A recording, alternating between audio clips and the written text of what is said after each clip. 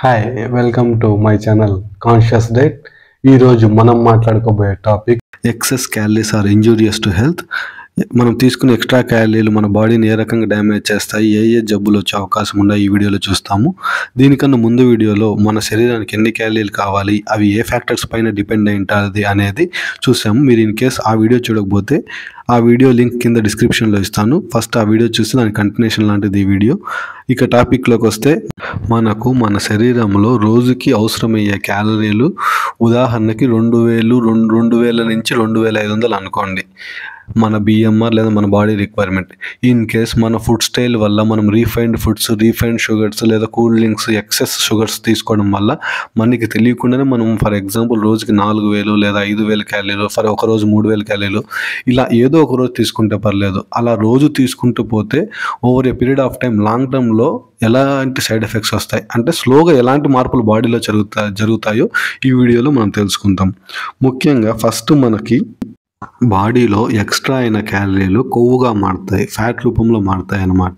దీన్ని మ్యాథమెటికల్గా చూస్తే for example మన బాడీలో మన అవసరానికి, మన బిఎంఆర్ లేదా మన డైలీ రిక్వైర్మెంట్కి మించి ఎన్ని క్యాలరీలు తీసుకుంటాం. ఫర్ ఎగ్జాంపుల్ ఒక 9 క్యాలరీలు ఎక్స్ట్రా తీసుకున్నట్టయితే అది 1 గ్రామ్ ఫ్యాట్గా. ఈ టేబుల్లో చూసినట్టు డిఫరెంట్ ఎక్స్ట్రా క్యాలరీస్కి ఎంతెంత ఫ్యాట్ మన బాడీలో చేరుకుంటుందో చూస్తాం. ఫర్ ఎగ్జాంపుల్ మనం ఒక రోజుకి 1000 క్యాలరీలు ఎక్స్ట్రా తీసుకున్నట్లయితే దగ్గర 100 గ్రాములకు పైగా ఫ్యాట్ మన బాడీలో ఫ్యాట్ డిపాజిట్ అవుతుంది అనమాట. ఇలా డిపాజిట్ అయిన ఫ్యాట్ బాడీలో డిఫరెంట్ ఏరియాస్లో స్టోర్ అయ్యి ఎలాంటి హార్మ్ఫుల్ ఎఫెక్ట్స్ చేస్తుందో స్టెప్ బై స్టెప్ చూద్దాం. ఇలా స్టోర్ రోజు అవుతుండగా ఏదో ఒక రోజు అయితే పర్లేదు, మనం తీసుకునే ఫుడ్ స్టైల్స్ వల్ల డైలీ ఎక్స్ట్రా క్యాలరీస్ తీసుకోవడం వల్ల ఫస్ట్ కనపడేది ఒబిసిటీ, ఊబకాయం అనమాట. అంటే మనుషులు లావుగా ఎక్కడ పడితే అక్కడ బాడీలో ఫ్యాట్ డిపాజిట్స్ ఎక్కువైపోయి ఒబిసిటీ వస్తుంది. వన్స్ ఒబీస్ కండిషన్ దాటిన తర్వాత మనం తీసుకున్న ఫుడ్ స్టైల్ అలానే ఉండి మనం డైలీ ఎక్స్ట్రా క్యాలరీస్ తీసుకుంటూ వస్తుంది, ఎవ్రీడే అలానే జరుగుతూ వస్తుందంటే డిఫరెంట్ ఫంక్షన్స్ వల్ల, ఇంకొక రీజన్స్తోను. నెక్స్ట్ ఈ ఫ్యాట్ డిపాజిట్స్ ఏమవుతాయంటే బాడీలో ఒక విధ్వంసం చేస్తుంది అనమాట.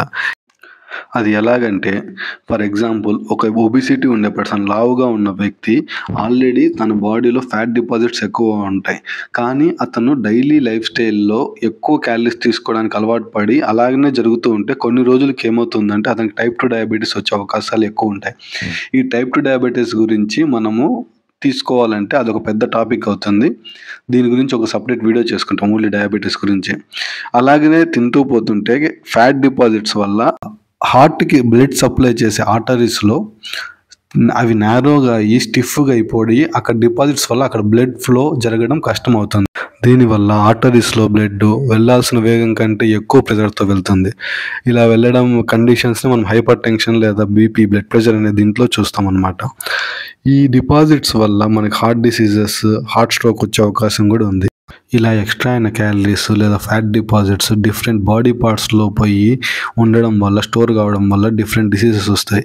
ఇన్ కేస్ అలా ఫ్యాట్ డిపాజిట్స్ లివర్లో చేరుకోవడం వల్ల non alcoholic fatty liver form అవ్వడం, మరియు బరువు ఎక్కువ ఉండడం వల్ల మన హిప్స్, జాయింట్స్ వీటిపైన ప్రెజర్ ఎక్కువ పడి ఆస్టియోఆర్థరైటిస్ అనే కండిషన్, మెడ చుట్టూ ఫ్యాట్ డిపాజిట్స్ ఉండడం వల్ల స్లీప్ యాప్నియా అంటే స్లీప్ డిసార్డర్స్, మరియు depression, mental health disorders, certain types of cancers, మరియు ఈ ఫ్యాట్ డిపాజిట్స్, లిపిడ్ డిపాజిట్స్ కిడ్నీస్లో స్టోన్స్ లాగా ఫామ్ అయ్యి గాల్ బ్లాడర్లో స్టోన్స్ ఫామ్ అయ్యి చేయడము, హార్మోనల్ ఇంబ్యాలెన్సెస్, పీసీఓడి కండిషన్స్కి కారణం అవ్వడము, మరియు కిడ్నీ డిసీజెస్, డైజెస్టివ్ డిసార్డర్స్, ఇట్లాంటి చాలా టైప్స్ ఆఫ్ డిసీజెస్ అన్నీ ఈ బాడీలో ఎక్స్ట్రా అయిన క్యాలరీస్ వల్లనే జరుగుతాయి అన్నమాట.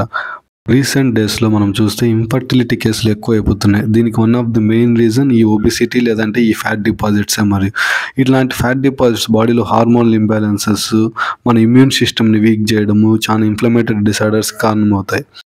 మనము రోజు మన రిక్వైర్మెంట్కి మించి తీసుకునే క్యాలరీస్ ఇన్ని అనర్థాలకి గురి చేస్తాయన్నమాట.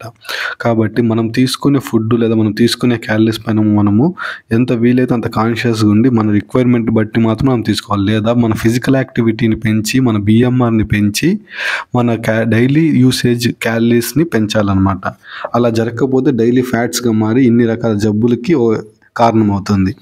ఒకసారి లిస్ట్ చూసుకుంటే ఫస్ట్ ఒబిసిటీతో స్టార్ట్ అయితే type 2 diabetes, hypertension, heart diseases, non alcoholic fatty liver, osteoarthritis, sleep apnea, certain types of క్యాన్సర్కి, డిప్రెషన్, మెంటల్ హెల్త్, గాల్ బ్లాడర్లో స్టోన్స్, లేదంటే PCOD problems, respiratory disorders, digestive disorders, weak immune system, hormonal imbalances and fertility తగ్గిపోవడం ఇలాంటివి జరుగుతాయి అన్నమాట. ఇవన్నీ ఒకరోజు జరగవు. వన్స్ ఎక్స్ట్రా అయిన క్యాలరీస్ డైలీ అంటే లాంగ్ టర్మ్లో 1 by 1 స్టెప్ బై స్టెప్ జరుగుకుంటూ పోయి మన బాడీని ఇన్ని రకాలుగా ఈ ఎక్స్ట్రా క్యాలరీస్ ఫ్యాట్గా మారి మన బాడీలో చేసే డ్యామేజెస్ అన్నమాట. కాబట్టి మీరు తీసుకుంటున్న ఫుడ్ పైన కాన్షియస్గా ఉండి ఎన్ని క్యాలరీలు అవసరమైతే అన్ని మాత్రమే తీసుకొని మీరు తీసుకునే డైట్ పైన, మీరు తీసుకునే క్యాలరీల పైన మీరు ఎంతో కాన్షియస్గా అవగాహనతో ఉండాలని కోరుకుంటూ మీ అభిప్రాయాలను కింద కామెంట్ రూపంలో తెలపండి. అలాగే ఈ చేసిన కంటెంట్ మీకు యూస్ఫుల్ అనిపిస్తే మీ ఫ్రెండ్స్కి, రిలేటివ్స్కి, మరీ ముఖ్యంగా ఓవర్ ఈటింగ్ హ్యాబిట్ ఉండే వాళ్ళకి, ఏది పడితే తినే వాళ్ళకి ముఖ్యంగా ఇది షేర్ చేయండి. And thank you for watching. Please subscribe to my channel.